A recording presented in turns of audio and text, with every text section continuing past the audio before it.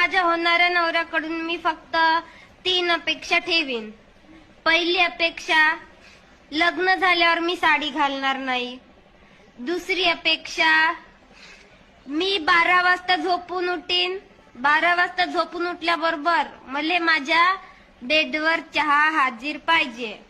आणि तिसरी अपेक्षा, महिन्यातून मला ब्युटी पार्लर साठी 10,000 रुपये पाहिजे. बस झालं.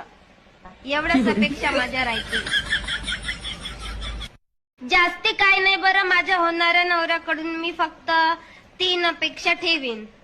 पहिली अपेक्षा, लग्न झाल्यावर मी साडी घालणार नाही. दुसरी अपेक्षा, मी 12 वाजता झोपून उठीन. 12 वाजता झोपून उठल्याबरोबर मला माझ्या बेडवर चहा हाजीर पाहिजे. आणि तिसरी अपेक्षा, महिन्यातून मला ब्युटी पार्लर साठी 10,000 रुपये पाहिजे. बस झालं. एवढ्याच अपेक्षा माझ्या राहतील. व्हिडिओ आवडले असल्यास फॉलो करायला विसरू नका.